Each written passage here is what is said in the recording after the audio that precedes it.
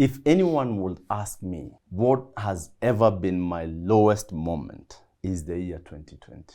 Because in the year 2020, I lost my dad working in an airline because I used to come home frequently. But this particular time where I really needed to be around, I wasn't able. And this was a lesson to me that the things that at times you take for granted, just think twice. I can confidently again say that farming is therapeutic. When I just reach the farm, which I'm always there at 6 o'clock in the morning, the feeling that you get from a farm when you're feeding the animals, when you're seeing them giving birth, when you see the babies crying there, the feeling that you get is not even compared to someone going to a sauna or a massage. This is completely different. So the market of meat in this country, and especially for sheep and goats, I don't think there is anyone who can finish that market because we do eat a lot of meat as Kenyans. Is the money good though? The money is good. If you have 100 animals, you're talking of 700,000 profit in a month. At the end of the year, or when you do your sale and you divide it into 12, you are good. This is the amount of money. Not even 700,000. Get 500,000. Yes.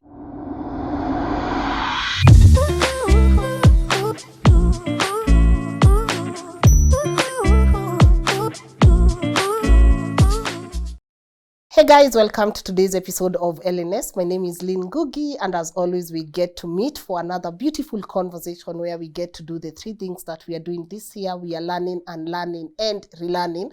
And I hope today's conversation really inspires you. I have always said when I get an opportunity to have a conversation with someone who has walked the Gulf journey and then come back home and invest and be successful at it, I will always air that conversation so that you who is watching, even away from home, you may be inspired. Now, no matter what happens to you, you can always rise again. And I hope my guest gets to inspire you, not just with his farming story, but he also gets to walk us through what do we do when life imeamua, by the way, you guy, we no longer want you here. There's no job for you. There's no opportunity. Go home. And when you come back home, what do you do? Honestly, I really want you to be inspired by today's conversation. I'm about to let my guest introduce himself. Najua ni homa guys, but iko karibu kuisha. But before I do that, please allow me to say thank you to our amazing and incredible partners of today's conversation, starting with you guys who are watching this episode. You are the MVPs of this platform, and I don't take it for granted that you have gotten us to almost 1.24, actually more than 1.24 million subscribers. So I do appreciate it. But also our beautiful people at Golden Dreams Land and Properties Limited.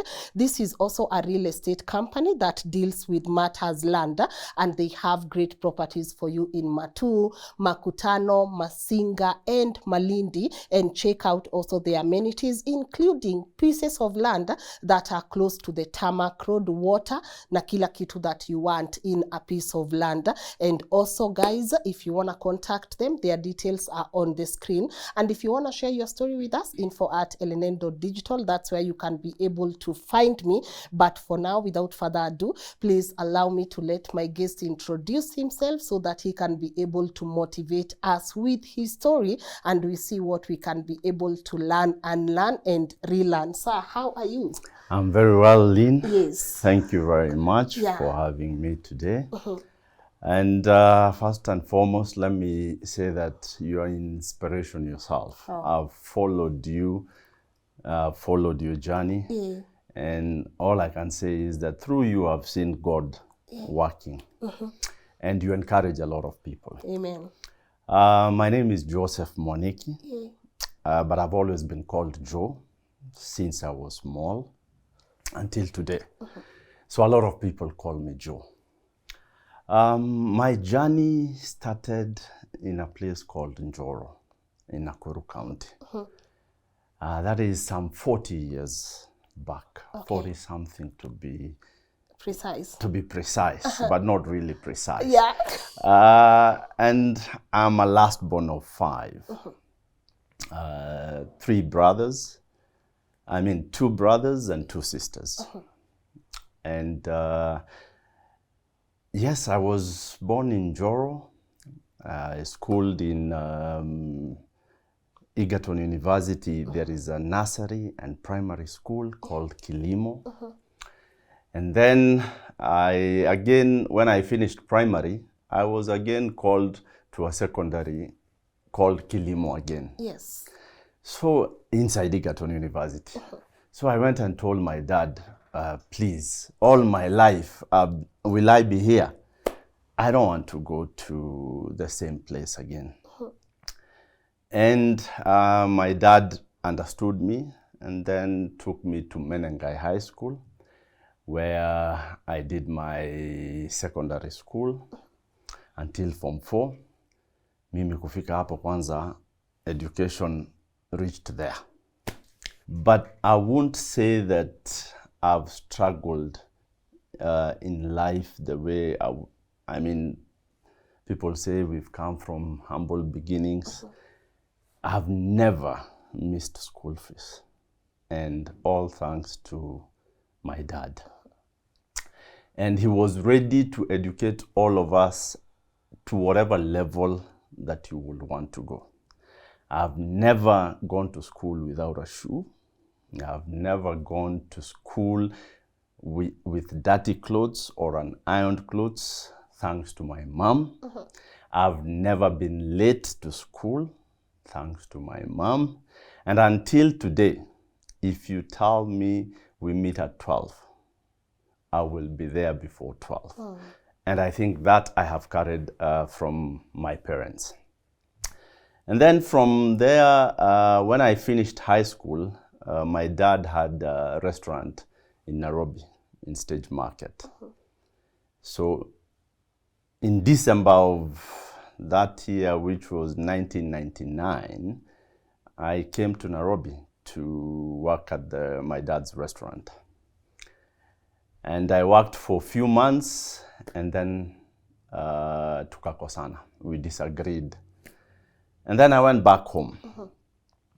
But because now we had a disagreement and I could not get funds, so I started being a tout in Joro. I became a conductor of Matatu, Joro line to Kisumu, which I did for like 3 years. There was again some politics there. And one thing in my story is that God always moves me away from something without even my knowledge and in preparation of something else. And it has always been like that. So it reached somewhere after a few years, I think in 2005, I left being in Matatus. And I went back to planting maize, rearing some small herd of sheep. And I was just there. And then in 2007, God opened some doors for me, and I went to Dubai, United Arab Emirates, where I've been since 2007. But I will not tell you the journey has been easy. Because one thing that shocked me when I reached there is the heat that I found. I vividly remember it was at 2 a.m. in the morning. I had gone with a KQ flight. Yeah. So that time there was only Terminal 1. And there were some fans outside which used to drip some water. And I had worn a jacket. You didn't get the memo? I didn't get the memo. So I had worn a jacket. Yeah. And when the doors opened of arrivals, so the fans were there, the heat that was on my face. If someone told me this is the money that you have spent, Will you go back? I will take the next flight. But that wasn't the case. There was someone who my sister had arranged to pick me up. And then she picked me up. I thought I was being taken to a house or to my own house. Hey. Because all along I have grown, I had my bedroom. So I expected the same thing. But I was taken to a room where there were mattresses that were down, and there were people sleeping because it was around now 3:30 in the morning. Yeah. And I had just a bag that I had carried. That was my second shock. When I entered this room, people are sleeping on mattresses down there. And I was told, okay, this is where you will sleep. So I looked at this lady. And then I was like, okay, anyway, there are people here. So there I laid on one of the mattresses with my clothes the way I was, and on shock. Yeah. Would I sleep? I can't sleep. So anyway, in the morning, after a few hours, it was morning. One of the colleagues that I found there was also looking for a job. So we woke up, I had to look for a SIM card, the process of now settling down. And you know, when you arrive in a country, you only know where you're seeing. Yes. So my journey in Dubai started there. I had a visa of 2 months. It expired. I had not gotten a job. People that time used to exit in Ksh. Yes. But for me, I never felt that vibe. Ksh is Oman, right? Ksh is in Iran. Oh, in Iran. Yes. I exited to Oman. You exited to Oman? Yeah. My exit was to Oman. So for me, yeah. I used to hear that if you go to Ksh yeah. and you get this stamp, you can never go to US. No. And I was like, no, so let me go back home. I came back, again looked for another visa, and then went. But shock on me when I went back. First of all, going back the second time, after 2 days, I became sick. What do I have? Malaria. So I went to a chemist there. I'm telling them I have malaria. Everyone is looking at me. Like and what? Because when I used to be in this country, I used to be affected a lot by malaria. So I knew the symptoms, and I just wanted some medication. The medication that they gave me took a very long time. It took like a week for me to even be able to get out of the house. But now, the shock that I got after a week is that the visa that I had been given was for 14 days. Oh. A 14 days visa. The agent that applied the visa for me, instead of applying for a 2 months visa, applied for a 2 weeks visa and never told me. So while I was checking, the stamp on my passport was different than the other one I had gotten the very first time. And then now I even don't have any money to even do another visa. So what happens? I have been sick for a whole week. The second week is when I'm realizing that my visa now is expiring in another like 4 days. I don't have any money. So what do? I decided, okay, now I will stay without a visa. Because even my flight, I had booked after 2 months, my return flight, because you need to have. Yeah. Do I have money to change it? I don't have. And that is how my visa expired. But after 5 days, so the agent in Nairobi used another agent in Dubai to apply the visa for me. Okay. So the agent in Dubai somehow got in touch with me because I had overstayed. And it was his, they call it sponsorship, that was being affected. So he was being fined. Yeah. So he looked for me. I told him this is what happened. I applied a visa for 2 months. I didn't even know it's for 2 weeks. So this lady, who was a Tanzanian lady, offered to do another visa for me. But this time round, I exited at Dubai airport. And yes, she did the visa, and I got out, and I entered back the country. Yeah. Now I'm legal again, thanks to God. And so I started looking for a job. The very first job that I got was in a building materials company. But they were not doing a visa for me. They were not doing a residence visa. So I worked there for 45 days, and they were paying me. So again, my third visa expired. Again, I came back, did another visit visa, and I went back. This time was for 2 months.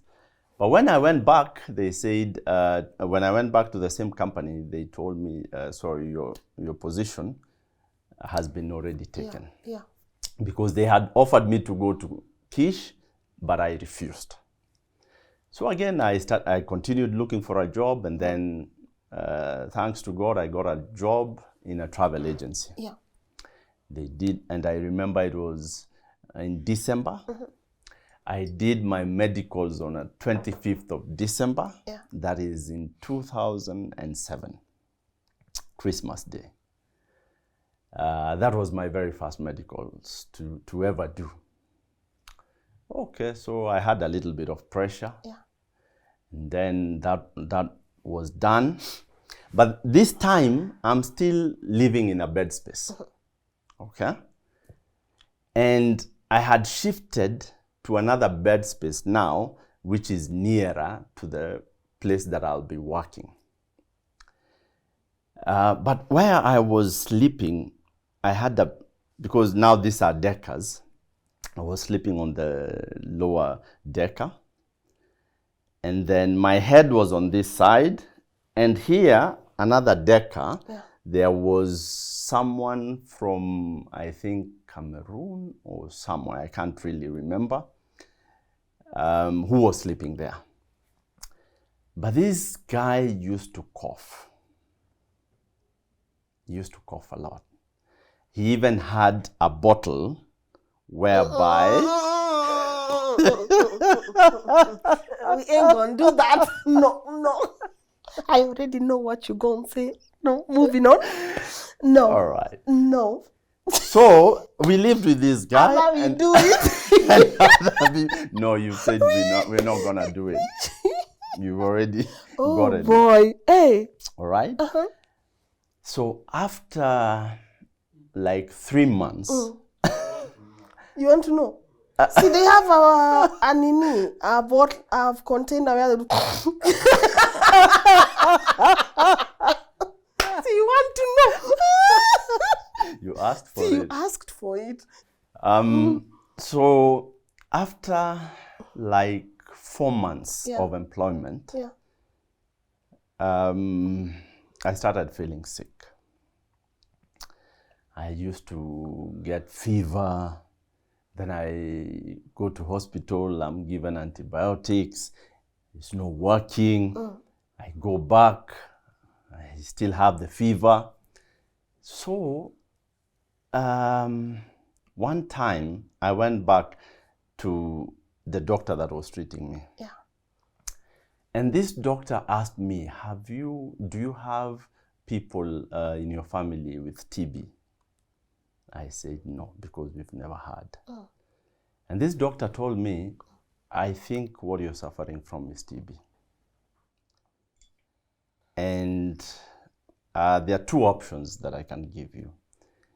We take an ambulance now to a government facility for you to be tested so that we are sure it is TB. But if it is found to be TB, you're going to be deported. The other option is you promise me that you're going back home to get treated. And I found the second option to be what I'm gonna take. And I think it was just God working his own ways. So I got a paper to sign. I signed the paper and I left the hospital. Remember, I'm still sick. Yeah. Okay. I went back to work, and the only option that I had is to kill a family member so that I get an emergency leave and then I travel. Yeah. And that is what I did. And I was given 7 days. I took a flight, came back home, went to Nakuru, went to PGH Nakuru. I was tested and it was positive I had TB. Yeah. So now, one thing, TB is curable, but the medicines that you're given, I was given medicine for 6 months. So now my next dilemma, will I stay for 6 months, take the medicine, then go back? Or do I take these medicines with me? I couldn't wait for 6 months. I will not have a job. I will not have a visa. So what I did, I took a dark and lovely box. What? I put the medicine there because it's for 6 months. Yeah. I was given for 6 months because I said I'm traveling. I was actually supposed to be given monthly. Yeah. But now I requested, please give me the entire dosage. I will take this medicine because I have to go. And the doctor was gracious. Again, God's work. I was given the medicine. And I thought these medicines, if I put them in a dark and lovely box, they will not be seen. And that is what I did. Put the medicine there, took a flight back to Dubai. And this time I just had a hand carry. When I reached Dubai airport, now I knew that this is the time that my life will do about turn. If I successfully enter Dubai, then that is God's work. If I can't, then I'm deported and that's it. So when I reached there with my hand carry, went to the immigration, passed the immigration. Remember, now I'm not collecting any bag. Yes. I only have a hand carry. Yeah. So I came, passed there, no question asked. And I could see the doors there where I need to exit the airport. Just as I was moving, had excuse me. And I knew, God, this is it. No, this is it.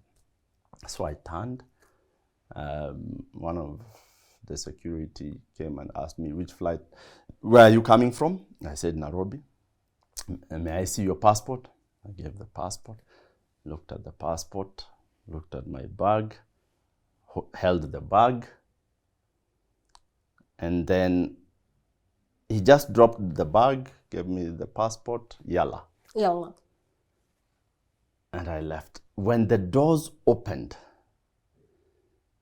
there was a sigh of relief that I felt that I can never explain. And so now the next task was for me to take that medicine every single day for 6 months, which I did. And I can say that after taking that medicine for 6 months, my TB was gone. Actually, the doctor told me that if you take these drugs for 3 days, all the symptoms will go. And you might think that you're cured. But please ensure you take the medicine until they're all finished. You finish your dose. And true to his word, after 3 days, I had no any symptom. I was not sick. But I did the full dosage of 6 months. And then I was coming back, and I'm still working at the travel agency. Yeah. Then I came back for a vacation, got tested. The TB had gone, thanks to God. And after 3 years, I felt I could not work in this company anymore. And I remember I came for a vacation again in December. My visa was expiring on 26th of December in 2010. I returned back to Dubai on the 20th. And I resigned when I went back. Not because I have gotten a job, but just God's way was, now this is enough. My 3 years contract is done. That time was 3 years, so I resigned. I was given my small gratuity, and then I decided to buy paint from National Paints in Sharjah to bring to the country, which I did. Yeah. I bought, I think, 300 cans, put in a container, and I decided, okay, now I'm back to Kenya. Came with the paint, went to Nakuru with the paint because that's my base. Yes. Started selling. Then I would sell 1 can, eat that money. Then I stay for like a week, sell another can, Eat the money. eat the money. Yep. Hey, and I was like, is this a business, really? Then some people take 5 gallons. I will pay next week. No payment. So after 3 months, I was like, no, this ain't working. And I did another visa. Yeah. Went back to Dubai. Left the paint Business. left the paint business and went back to Dubai. I remember even the remaining gallons were taken by someone to Lodwar. And until today, I never received a penny. But that is that. So I went back to Dubai, and that is now in 2011. Yeah. In September of 2011, started looking for a job. In September of 2011, I got an offer from Emirates Airlines. I started working at the call center. Yeah. And it was a journey. I never knew that working in a call center would change the way you do things. Because I remember we used to sign in on a computer. That is where you sign in. So 1 minute, you're late. If you sign in 1 minute, you're marked as late. In your appraisal, that will be reflected. There is average handling time. There is after call work. You just wearing headsets, and you just hear that tone, tit, and someone starts speaking. So you're welcome to Emirates. And I did, this is ticketing. Say that again. Welcome to Emirates. Oh. My name is Joseph. How may I help you? And then now someone starts saying, okay, I need to book a ticket to this and this place. You're on call, and then you're using your computer to look for fares. So this is ticketing, which I did, and I did perfectly well for 1 year. Good. But one time at night, my mom called me. And so I just had my phone ringing, picked up the phone, and I was like, welcome to Emirates. My name is Joseph. How may I help you? And this was my mom. So my mom was like, are you okay? Kijana. Ni. I was like, this is now what I'm used to. But now, something told me that I think you have done enough. But I thank God in Emirates, you're able to apply, do internal vacancies. And so I did that. And I was able to move from the call center to airport operations. And where I worked at the airport until 2020, when COVID hit. If anyone would ask me, what has ever been my lowest moment is the year 2020. Because in the year 2020, I lost my dad. That was in March of 2020.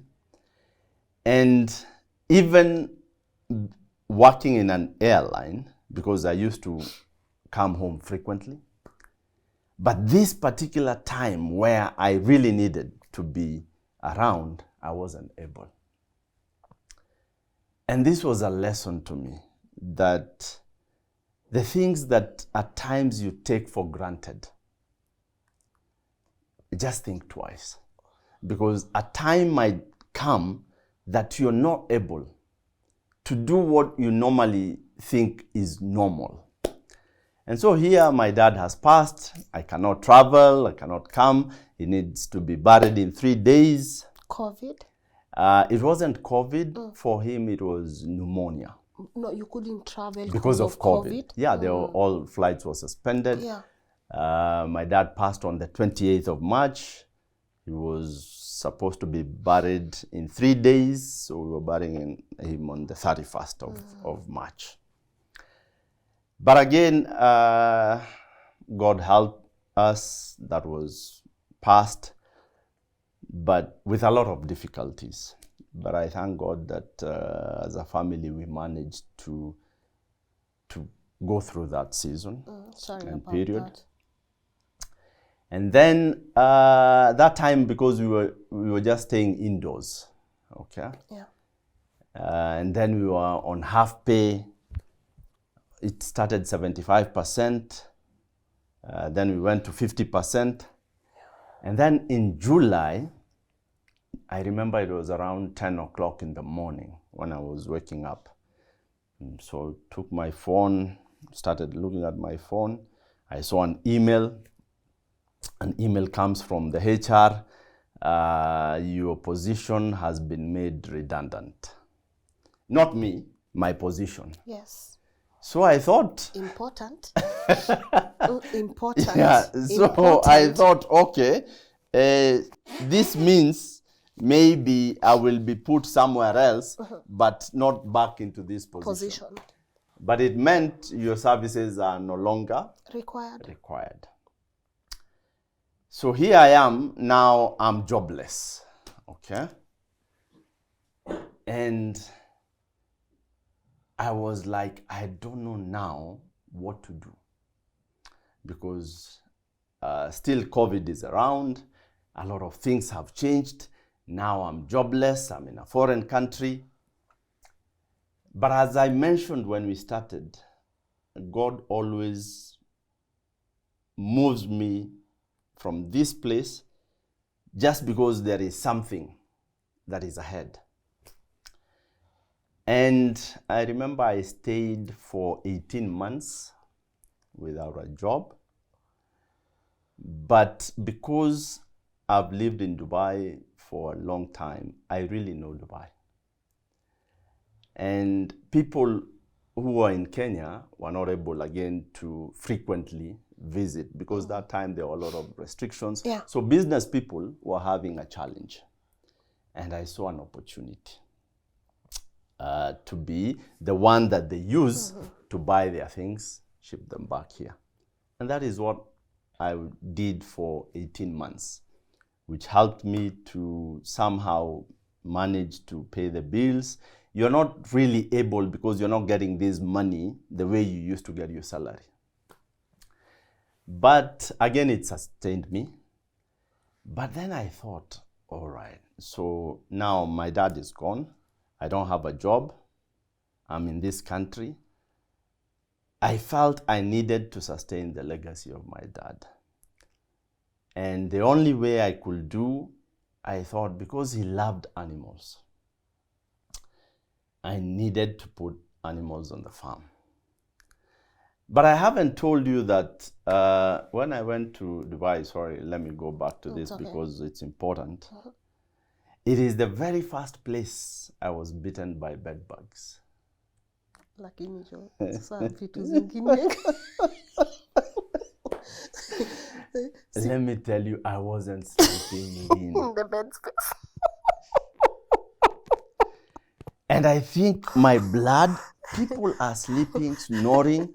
I can't sleep. I'm just scratching myself. I think they love black blood. I think they do. Because they were feasting on me. Amen. Especially when the lights now go off.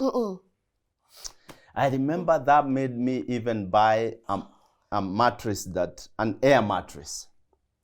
Because the normal mattress at the edge, Lynn, I was feasted on. And that was my very first place to see bed bugs. And until today, I think I have phobia. There you go. At times, I normally see something pass in front. And the very first thing that comes to my mind is that a bed bug. Bed bug. Do you ever get the fear that if you ever see one in your house, you'd yes. rather burn the whole house? Because of the phobia. You get it. You're in public transport buses, and then you see on someone a bed bug passing. You can alight at the next stage. Yes. Just because of the phobia. But that is part of the journey. And I think all these things just make you stronger. And I can even say confidently that me traveling to Dubai really put me closer to God. Because I think the things that I encountered, I remember I used to have 1 dirham that I will buy some scones and then have tea. That is my lunch. That is my dinner. And I survived like that for a period of time. And what used to even be, it's like a norm, it's because that is what we are doing. With my colleagues, everyone doesn't have money. We are all looking for a job. So you use this 1 dirham, and this is the cheapest meal that you can afford. But we went through it. I have slept in a park. And that time, I'm working, but I'm not able to pay the rent. Because again, this money, you're trying to divide this money, you're not able. So, and this is with the heat that is in Dubai. Because actually Dubai, if someone wants you to vacate, it just switches off the AC. The AC. Yes. You can't sleep there. And when at times I hear someone tell me, maybe I need 2K urgently, because that is normally what happens with the younger generation. Yes. I feel for them. Natakana 5K urgently. And you don't have this money because Dubai is expensive. Yes. You have a lot of responsibilities. But when you tell someone that you don't have the money, you become an enemy. Yes, they even don't believe it. Yes. But those are part of the challenges, and they just make you strong.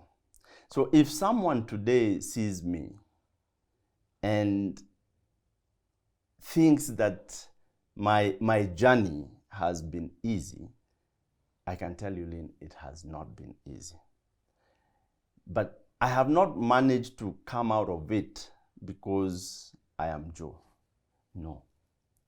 It is because of God's mercy, which is upon everyone. Yes. Because everyone has a story. When you see people walking, everyone has a story to tell. And so back to my story, it came to 2020, and I had to sustain my dad's legacy the best way I could see. But before I come to that 2020, in 2017, I again had come back to Kenya, but I was still working, but I wanted to vie for a political seat in Joro. And I started my campaigns.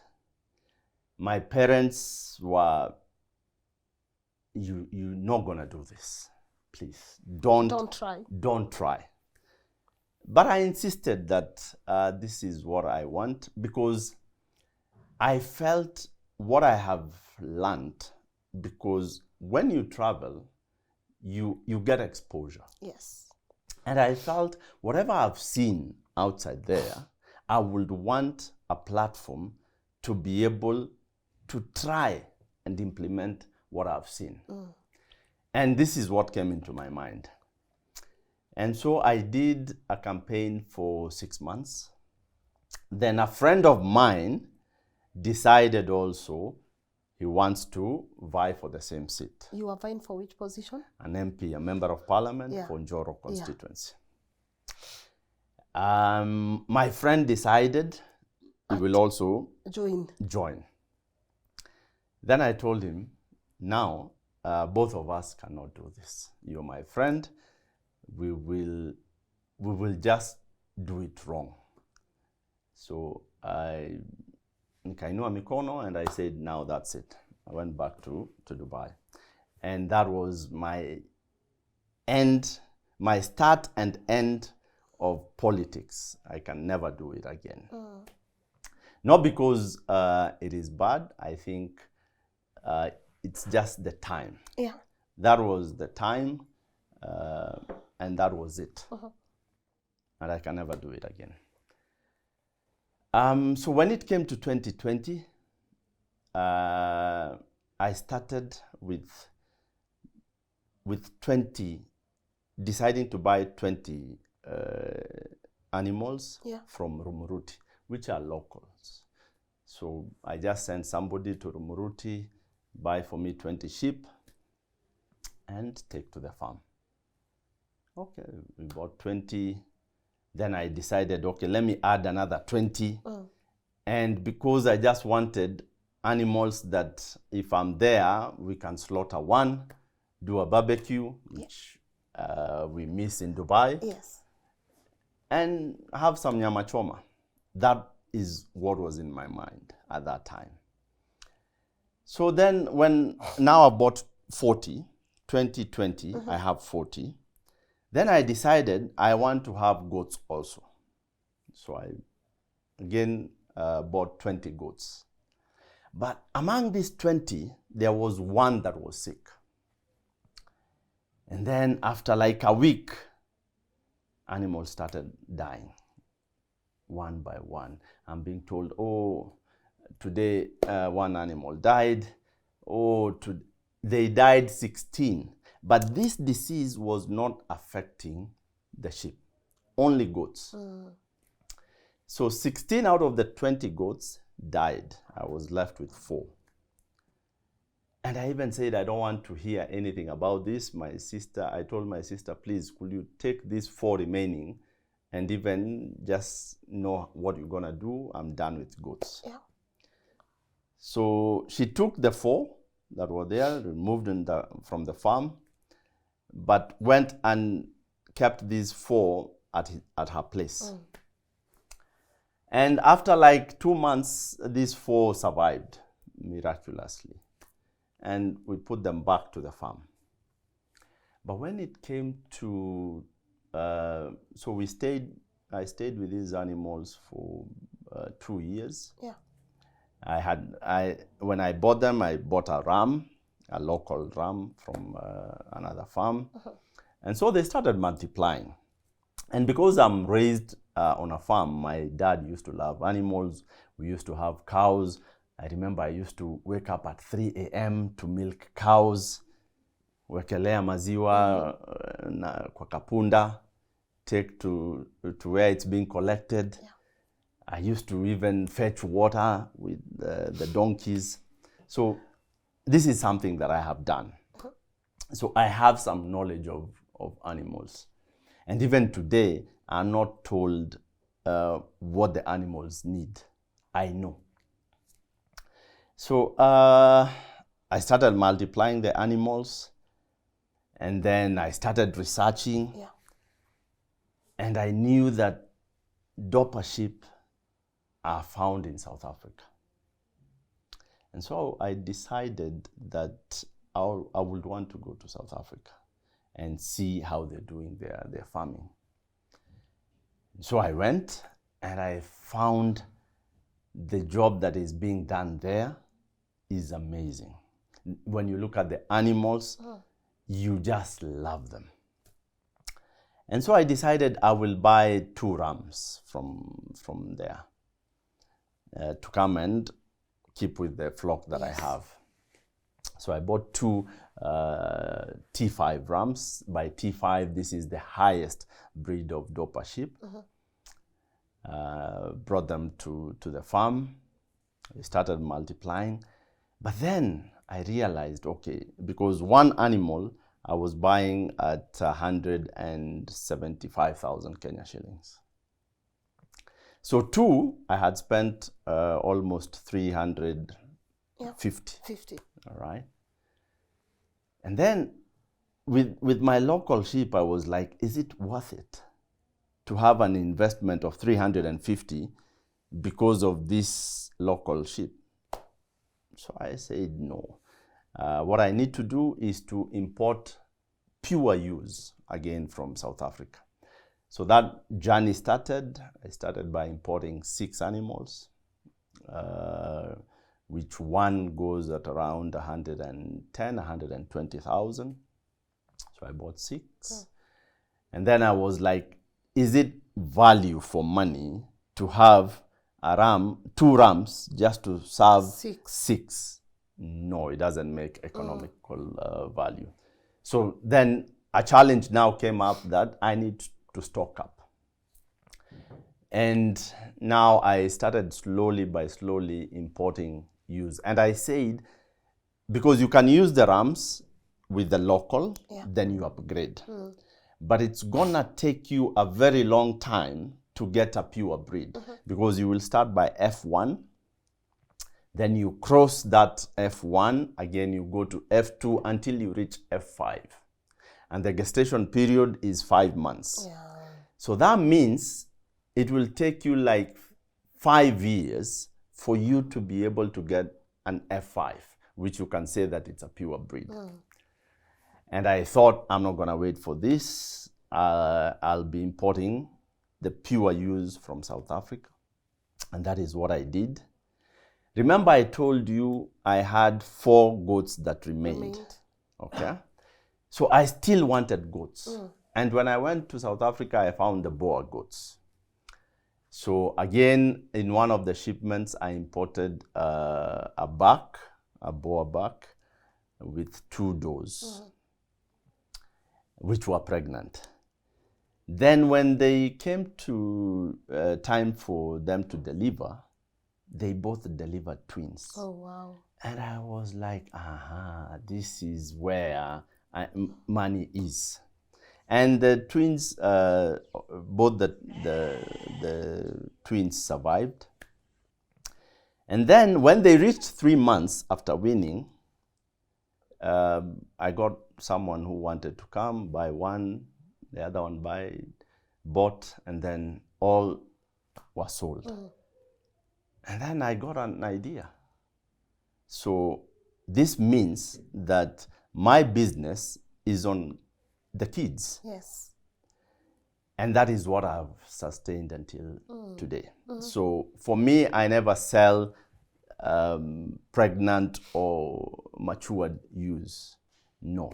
I always sell the babies. Yeah. And this is for both the Dorper sheep and the Boer goats. And as I was bringing the animals, so I had to register my farm. So I have a farm which is Mifugo Falme Limited. And the job that we do there is rearing of Dorper sheep and Boer goats. And at the moment, I think we've managed to reach 175 animals. Wow. Our target is to be able to have 500 ewes that are able to give birth. So that is a journey. We plant fodder for them, where we do napier grass, we do silage from corn, which we plant at the farm. And it's a journey that I have come to like and to love. And my journey doesn't stop there, because these animals that I sell to local farmers to upgrade, because now our farm is a breeding farm, so we sell breeds. Yeah. But I don't stop there, because I do import meat to Dubai. So I still go back to these farmers to buy animals from them. Wow. So you buy from them, and for Dubai there is a restriction that the animals that they require are only lambs. So these are animals that weigh maximum 11 kgs. Yeah. With these pure breeds, that animal is around 5 to 6 months. It has attained that weight. So I search for these animals from the same farmers that I sell breeds to them, and then export meat to Dubai. To Dubai. So it's a win-win situation. Are there challenges? Absolutely, yes. There are challenges like any other business. Yeah. Whereby when it's a rainy season, because our animals we do free range, and we just supplement with some additional supplements. Yeah. So when there is rain, the animals are prone to get worms, which if not checked, you get to lose the young ones. But with good management, you're able to mitigate the loss that you will be able to get. Yeah. And you're able to raise the animals with good management, good care.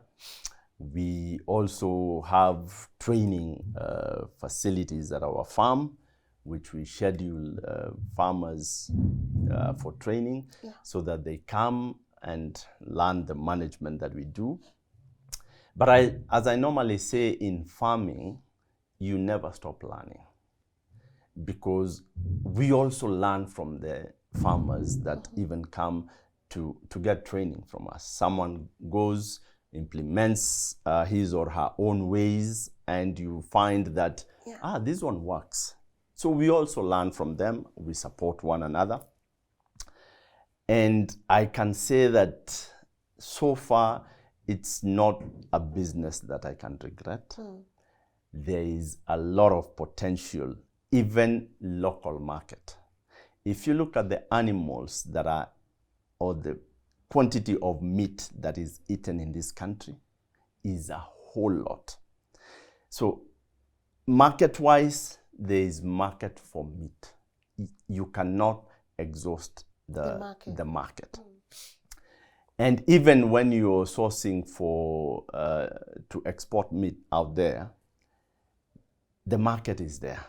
And one of, I think, the ways that the government is sort of trying to help is to do the injections, which if is done in the correct way, and because the problem is there is no trust.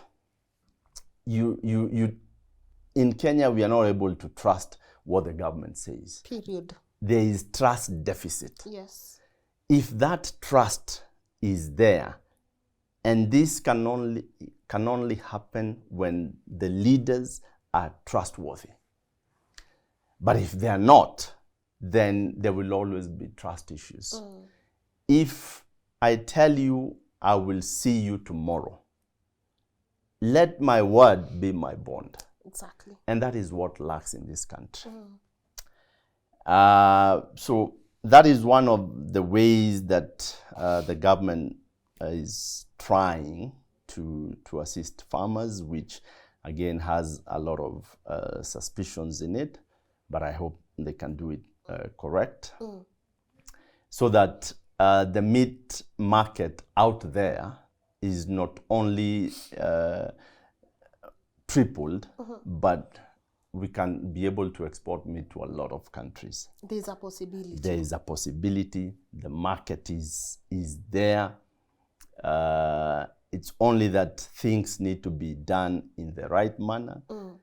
There need to be processes, because having lived out there, Lynn, and you know, things work. Systems work. Systems work. Over here, I don't know what is wrong. Actually, and it's worrying. I was actually just thinking about it. It's disgusting. Yes. It's disgusting because we have an amazing country. Great people. The natural resources in our country, the weather in our country is amazing. The people that are in this country, we Kenyans outside there are known to be very hardworking. Can you imagine? We have that name. Even when, like in Dubai, people are being recruited, you're a Kenyan, they know you're hardworking. But come to our country and you see the things that happen in this country.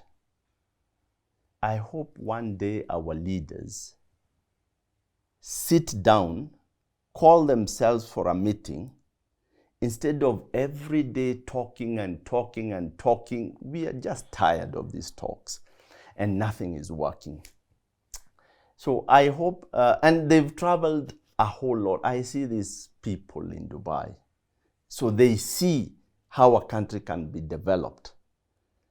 They've traveled even to other countries, because fortunately I've also been able to travel. I have seen that it is possible to have a country where systems work, people are living well, hospitals are working. At least, even if you don't give people employment, okay, that one is very difficult for you, then give people health. The bare minimum, that if someone goes to a hospital, They can be treated. they can be treated. But I think may God just help us and have mercy on us, because no matter how many times we say these things, this is a country where we are only addressed. We are never listened. Ooh.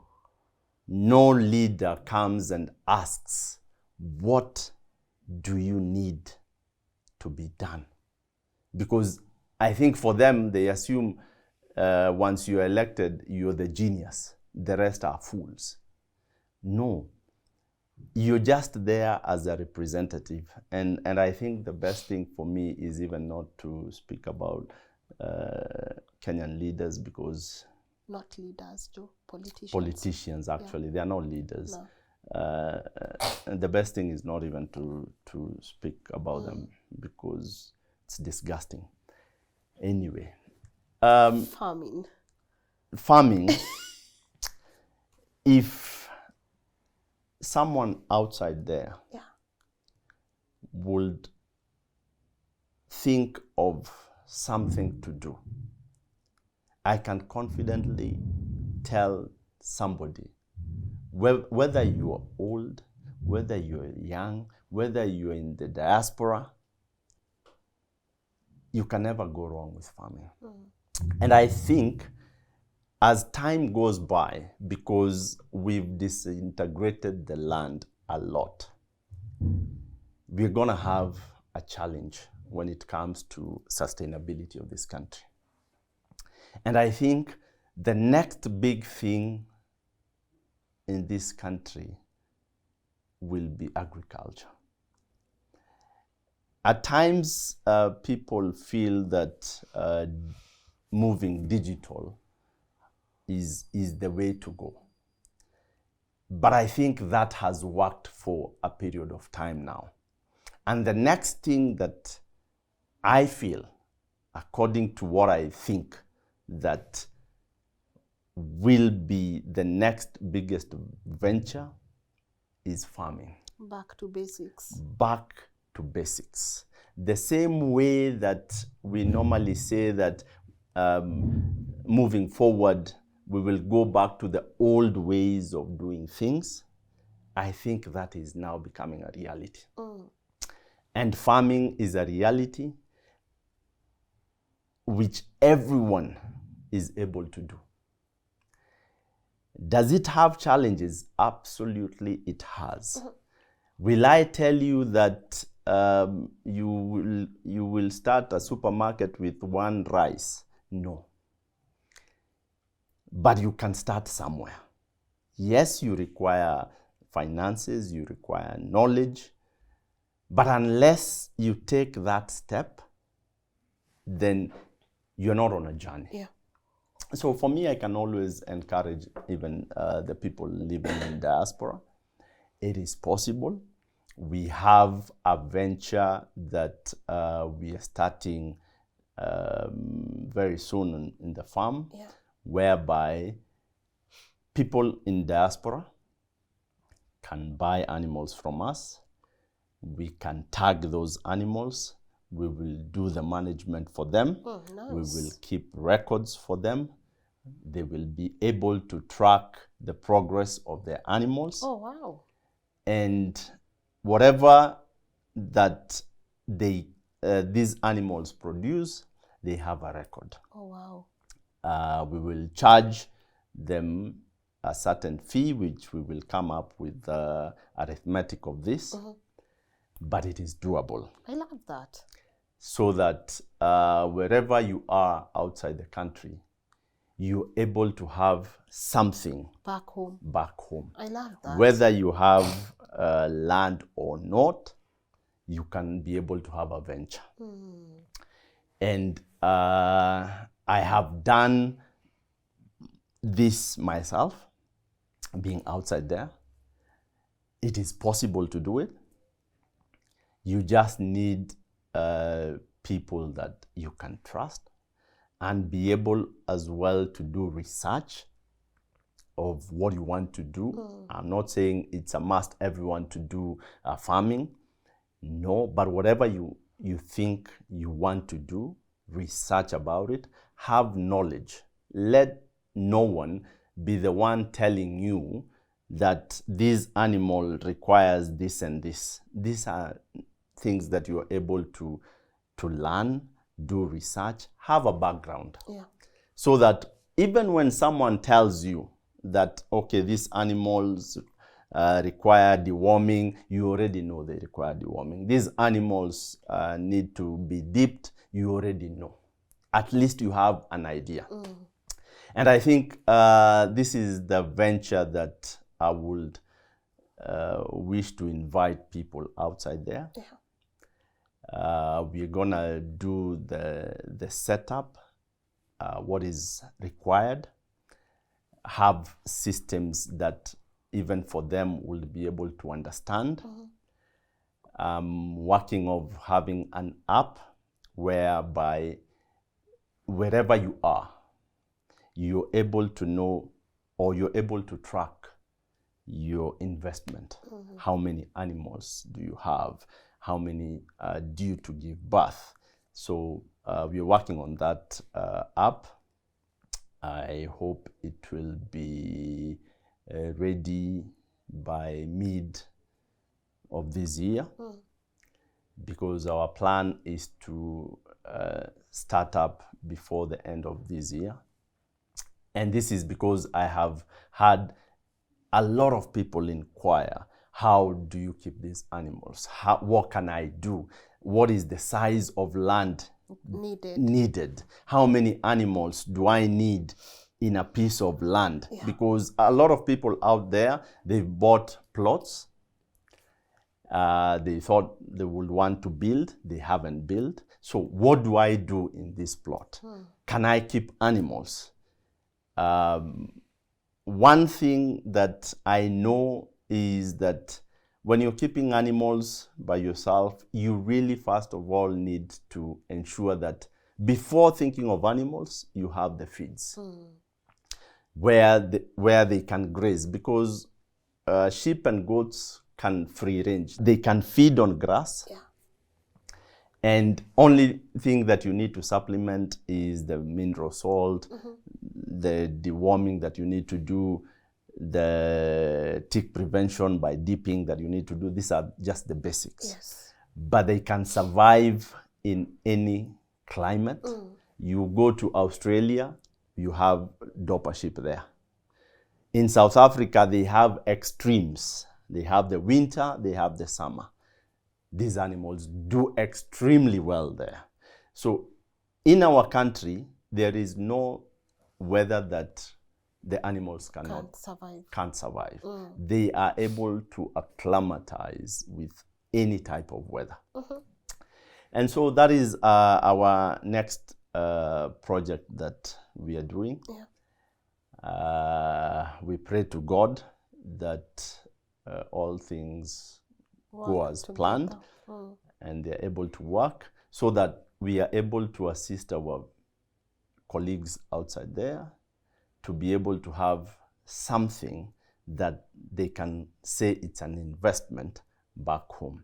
Because one of the challenge, Lynn, that I've always had all this while I've lived outside there, is working for a whole year. You have 30 days leave in a year.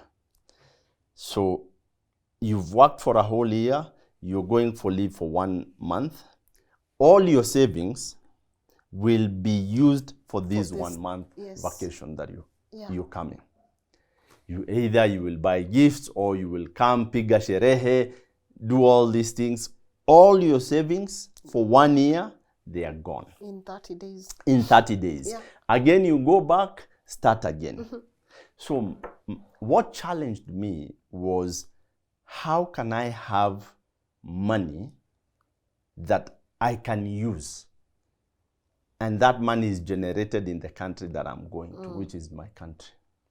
And that is why I've always thought I need to have an investment. That I don't depend on the money that I'm working for, the amount of hours that I'm working in the other country. Then I come and spend it here in 30 days. Then I go back to point zero, start over again. So because this has been a challenge for me, and I know as well a lot of people out there. And this is not only for people in the Gulf. It's everyone who is in diaspora. I think for Gulf, it's normally easy that people can travel back home with ease. Maybe it's only 4 hours. If you're like in Canada, you have to plan. Australia, the US, it's something that you have to plan for maybe next year or 2 years. And then investment becomes a little bit difficult. So because of what personally I've gone through, I realized that this is something that a lot of people have faced as a challenge. And normally in business is to try and bridge a gap that you see. So personally, this is the gap that I've seen that is there. And inshallah, God will help us to be able to bridge this gap. I love the idea. That's actually something I've never thought about. That I can be somewhere in Australia and I know I have like 5 Dorper sheep somewhere that have been, someone is managing that for me. If they are pregnant, I can keep tab. You're keeping tab. That's actually a brilliant idea. I hope really it goes well. It's a very brilliant idea. We are praying for it. I hope it all goes well, Yeah. and I'm sure it will. Yes, it will. When someone comes back, you don't need to look for an animal maybe you want to slaughter. You already have your own Yes. that you can grab And slaughter, celebrate, and as little as it is, I'm sure it will help 1 or 2, 3 people that are outside there. Yeah. And as you said, it's something that is doable because I have done it. And I have seen that it has its own benefit. I'm not saying that it doesn't have challenges. It will have its own challenges, but the good thing is that there is someone to monitor this for you. And I believe that it's something that we are going to be able to do and do it successfully. It's beautiful. I've never been a person to do something halfway. No matter how difficult it will be, I believe that there is always a way of doing things. And that is the drive that I always have. And it's the drive that I have for this next venture. I get the capital intense. I know it's capital intensive. Yes. When you are talking about one going for 175k, etc. But how are the profit margins? Is the money good though? The money is good because I wouldn't be doing it if it wasn't good. I know in this country we have a tendency of saying ni kujaribu tu. No kugeria money. But this is not something that ni kujaribu tu. Because why this business is unique. And I even don't tell people to look at so many things. Just look at your vicinity. How many animals are being slaughtered? Just your local area. How many animals are slaughtered? And the quantity of meat that is eaten at your local area is a lot. So the market of meat in this country, and especially for sheep and goats, I don't think there is anyone who can finish that market because we do eat a lot of meat as Kenyans. And if I may just talk of maybe figures, because someone would wonder how much do we sell?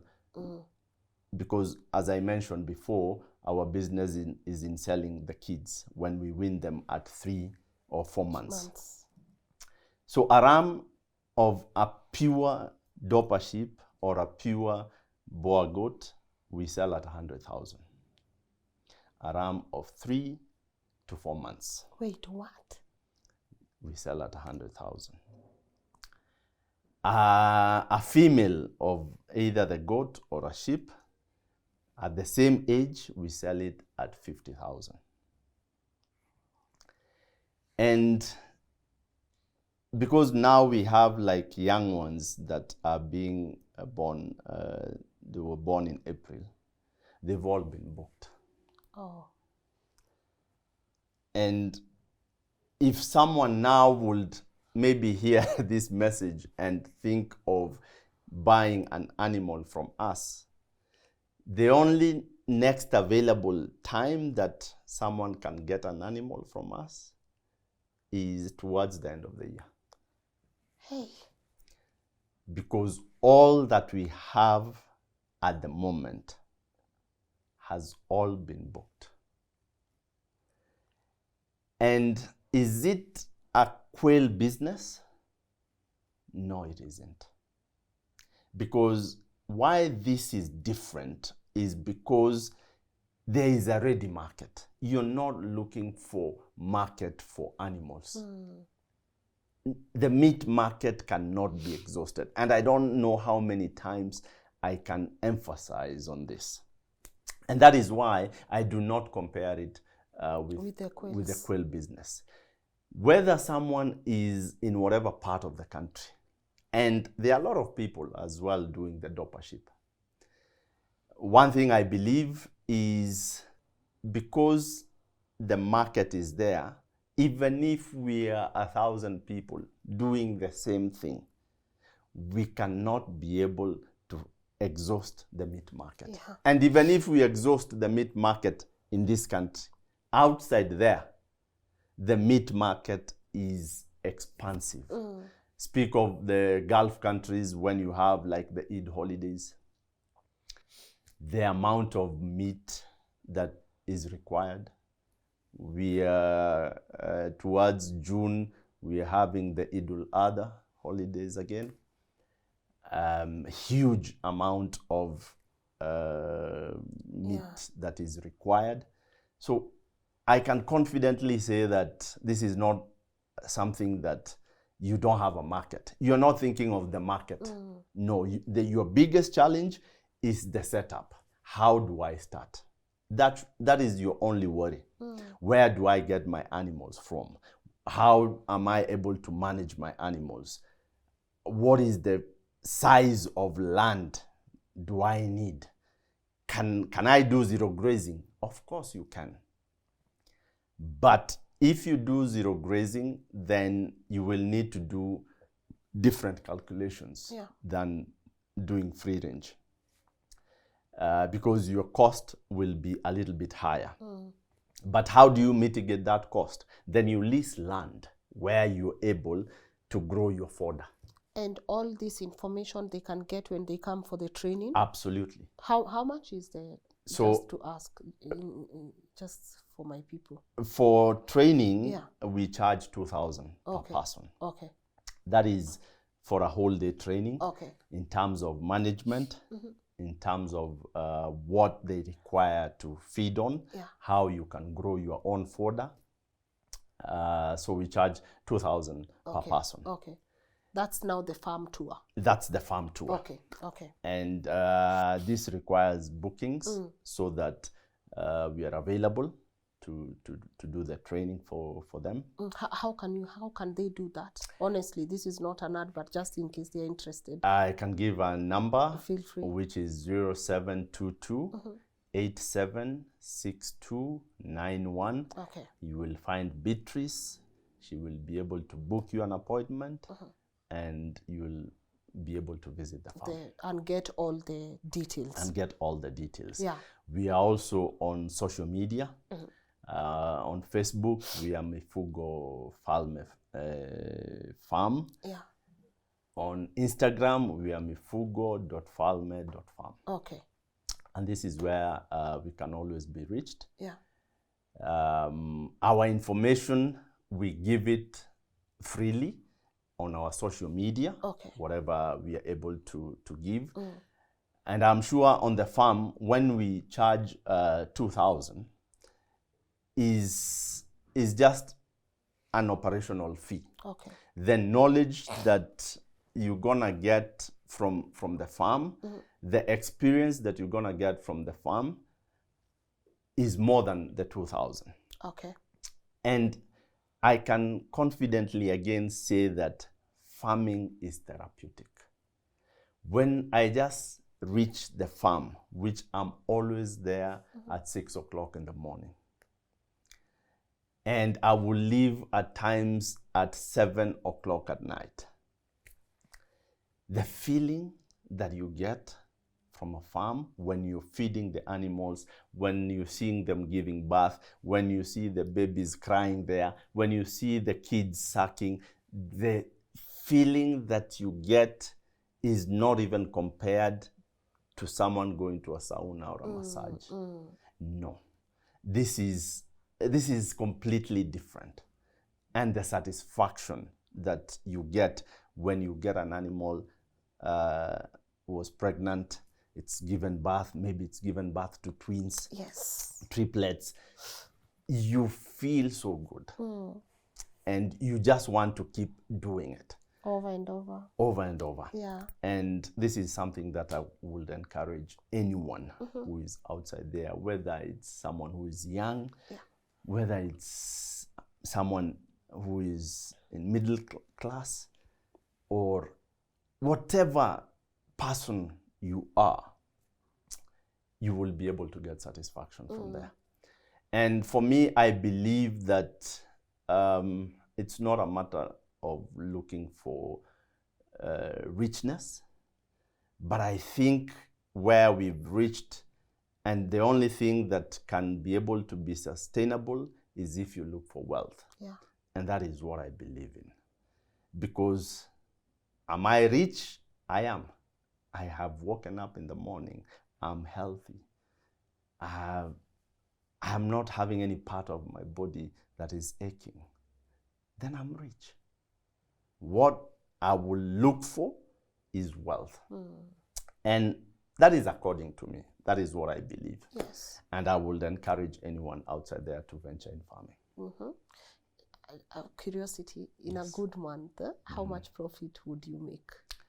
In a good month? Profit, after you've removed the costs, the feeds, in a good month, out of you have 175 now? Yes. Yes. So when you have 100 animals, let's do a calculation of 100 animals. It means, and these are 100 ewes or does that are giving birth. Yeah. That means that you have 200 kids in 13 months. Not even one gave you a triplet. Yes. Okay? Or a twin. A twin. They all gave 1. Yeah. That means in 13 months, you have 200. Because in Aza after 6 months. In Aza after 5 months. After 5 months. Then it takes care of the babies for 2 months. Okay. Which is 7 months. Yeah. Then it's halved. And then on the 13th month, again, it gives you another baby. Yeah. All right. So in 13 months, you have 200 kids. Okay.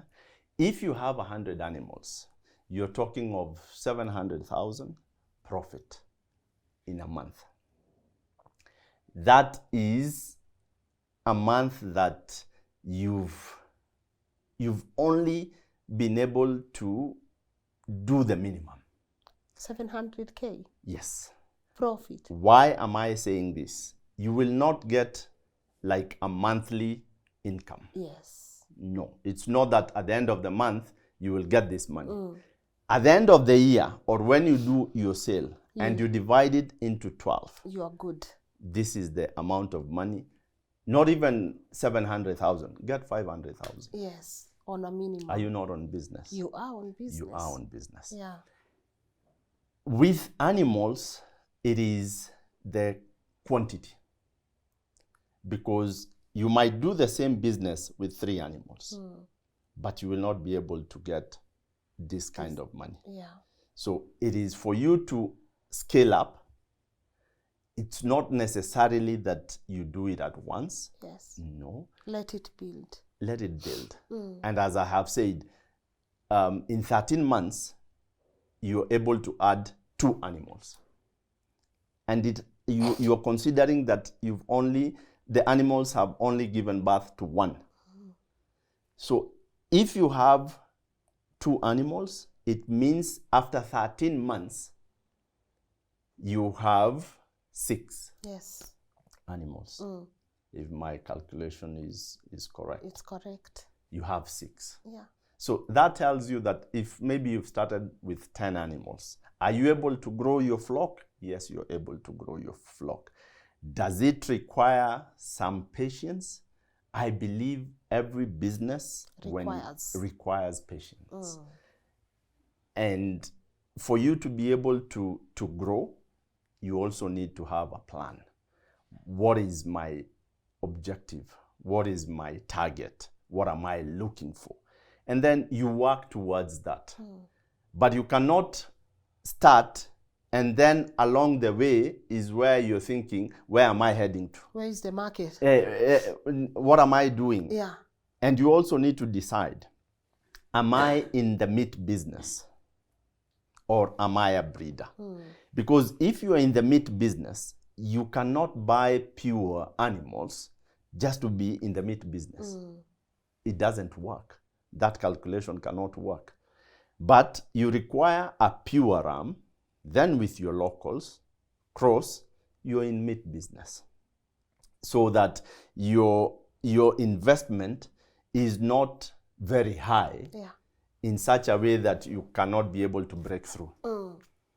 I see a lot of people starting with structures that are crazy. You know, you've built raised structures. This raised structure, you're talking of like $1 million. Then you start thinking of where are the animals. It doesn't work like that. Because I believe these animals, and that is what we do at our farm, they are able to sleep on the ground. I'm not disputing the fact that you can do a raised structure. It's up to you. Is it good? Yes, it's good. Does it keep the animals away from diseases? Yes, it does. But there is also another option whereby you will have the animals be on the ground. You don't have to invest heavily on structures. But again, if you can, well and good. You will again be able to cut maybe the deworming that you will do, or the injection of pneumonias that you will do.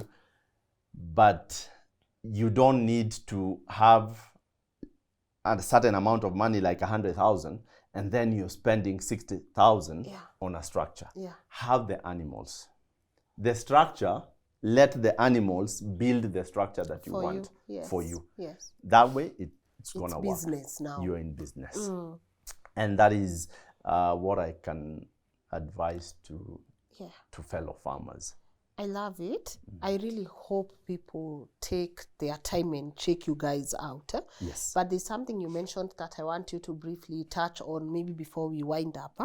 When you received that call that your position, this position has been made redundant. You know, you said something important, the position and not you. Yes. But most of the times when we receive such an email, we think this is the end of us. Absolutely. And what we dream of. Absolutely. This is the end of my life. What else can I do? For someone who is in that phase right now, where the position has been rendered redundant, but then they can't differentiate between the position and themselves. What would you like to tell them? First and foremost, such is life. Life is full of ups and downs. And I don't think I've met anyone whose life has been amazing all through. Because unless maybe they are there, I've not met them, but it's not. But why I said that it is my position that was made redundant is because myself as Joe, only God brought me to this world, and of course with my parents, or through my parents, and it's only God who will remove me from this world. And I think that is what drives me, or what made me at that particular time read that email the way I've explained. Because if I had not done that, maybe I would have gone to depression. If I had not read that email or understood that email in that perspective, maybe I would have resorted to alcohol. There are people that committed suicide because of that email. There were cases. It was in the media. I'm not saying that the understanding was wrong or my understanding was right. I'm just saying that according to me, this is how I read that email. And what I would want to encourage someone outside there is that when you're down, don't focus on staying down. just focus on how fast you're able to stand up, dust yourself, accept that this is the situation I'm in at the moment. Dear God, please help me to move forward. And then wake up. That is the only way that you will be able to come out of a situation. Yes. Does it mean that if you come out of that situation, you will never encounter another situation? No. You will encounter, I have seen young people, and sorry to say, someone has been left by a girlfriend and then decides to take someone's life, either his life or the girlfriend's or the ex-girlfriend life. For what reason? Because kuachwa nimeachwa. Na sio mimi wa kwanza. There are a lot of people. But life has to continue. Whether how hard that particular challenge is, the key way of moving forward is life has to continue. And life will only end when you get out of this world. Yeah. But challenges will always be there. We found our parents facing challenges. We faced challenges. Our kids will face challenges. But as parents is how, because my dad was harsh. My dad was harsh. And I can say that I thank my mom, because if my mom did not persevere my dad, I wouldn't have been born, because I'm the fifth born. Yeah. So that duration, I wouldn't have come to this world. But does that mean that again you put your life in danger? Absolutely no. But are there challenges? In everything there are challenges. It's just how you navigate through the challenges, and of course with the help from God. Good. Yeah. Maybe a parting shot to our people in Gulf. I think for me, why this story is very interesting is because it points them to great investment plans back at home. Yes. Even the way you've just said, because I know some of them, yes, they've bought plots of land. Yes.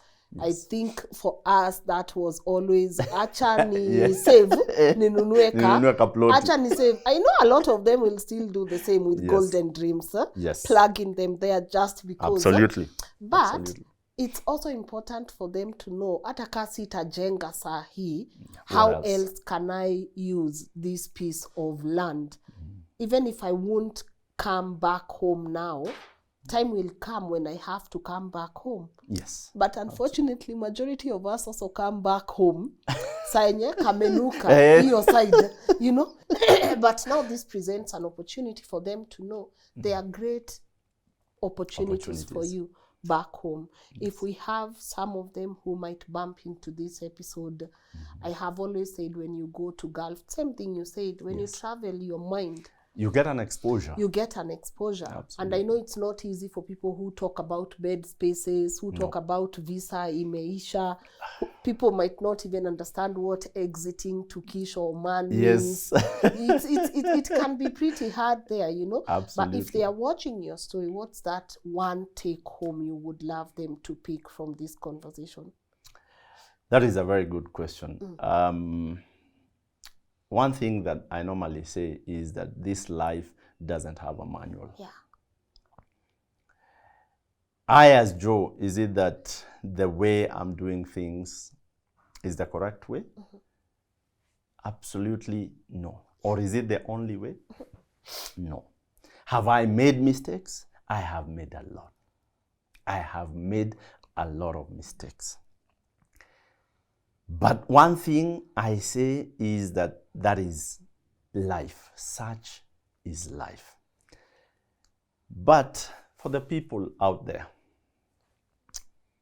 what I will tell them is, for me, what I believe in is that challenges are there to be overcome. And I don't believe God can give you or can make you face a challenge that you cannot overcome. That one, personally, I have not faced. Yes. And the way you overcome, even at times, you even don't get to know how. When that thing happens at that particular moment, you're broken into pieces. You even don't know how else to navigate. Yes. But God always has a way.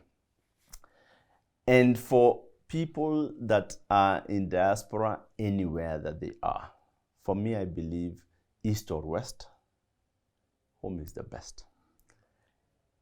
Whether you're in whatever country, at a certain point, you will still come back home.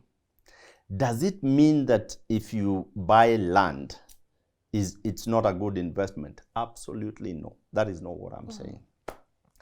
But does it generate an income for you? That is a question that you need to ask yourself. People buy land and start building, and you're in diaspora. Who are you building for? That is a question. Am I saying it is wrong? No. I'm just asking a question. You're building this house. You've committed your funds there. You bought a plot. You're building a house. For who? For what? Is it not the time for you to do an investment that generates an income? Because for me, a house doesn't generate an income for me. Yeah. Can I do a business that can build a house? Yes. Yes, I can. But if I'm gonna work 8 to 5 to buy a plot and build a house, for me, it doesn't work.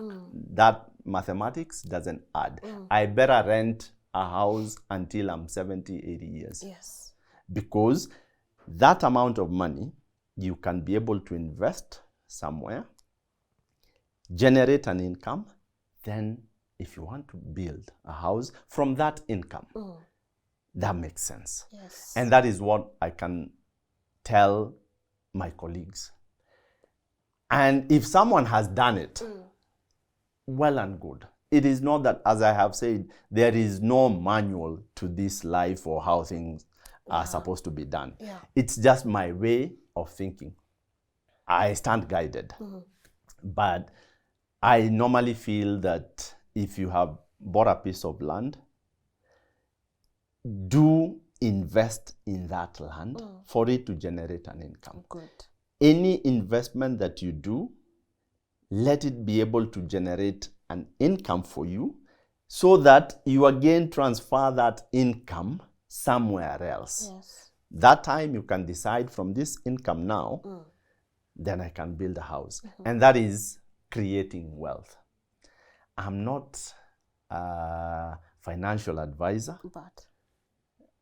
but I think where I have reached, I know kakitu kadogo kanaweza tusaidia through my mistakes. Yes. Nimefanya mimi mwenyewe. Yeah. Which I will not want someone else to do the same mistake. Yeah. So through experience, I have a little bit of knowledge. And that is my piece of advice to even the young people who are outside there. Yes. I appreciate you. It's been nice having this conversation. It's my pleasure. Yeah, I know we can go on and on and on and on, Yes. but allow me to wind it up there. Unless there's something burning you want to briefly add on before we close. I will just want to thank you and your entire team for this moment, for the job that you do. I've personally been encouraged by some of the stories that you have covered. I appreciate it. And it's my belief that this time that we have spent, Yes. someone outside there will benefit from the little information that I have shared. Whatever is wrong, I put it aside. Whatever you see is right, pick it and run with it to the final conclusion that you can. And I'm sure that someone somewhere will benefit from the information, will feel encouraged. If someone is going through something, and I feel that is how we can impact one another. And once again, thank you very much. Thank you too for being an amazing supporter of our work. Yes, I don't take it for granted when I get to sit with my number ones. You know, I honestly don't take that for granted when they also trust our platform with their story.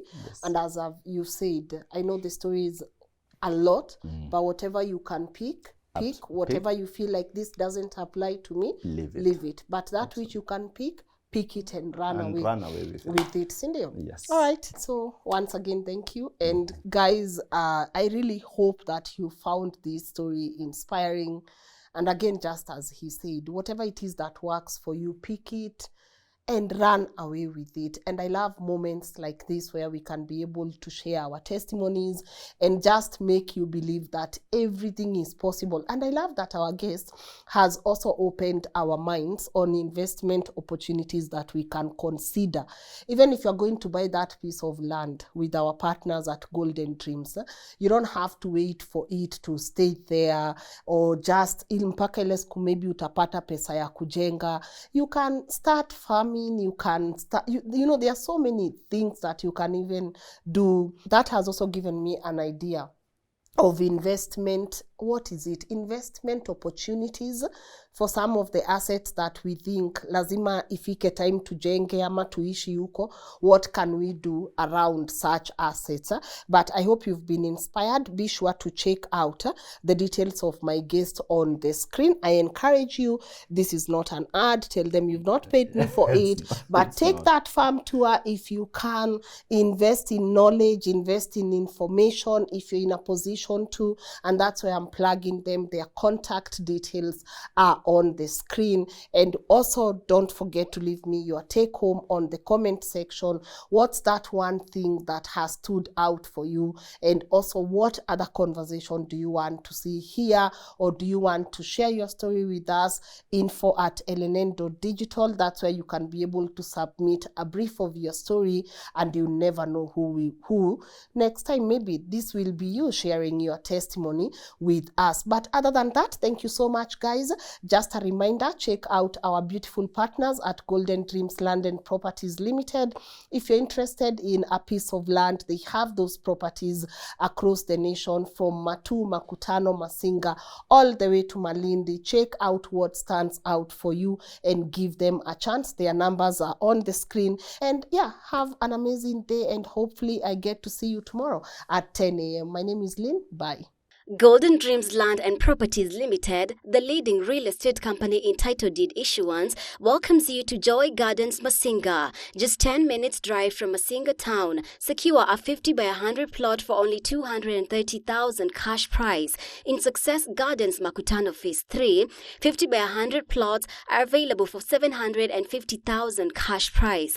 All plots are close to social amenities with 98% neighborhood development, and prices are inclusive of title deed. Book your site visit now by calling 0726 004455 or 0718 004455. Golden Dreams Land and Properties Limited. Title deed is our DNA.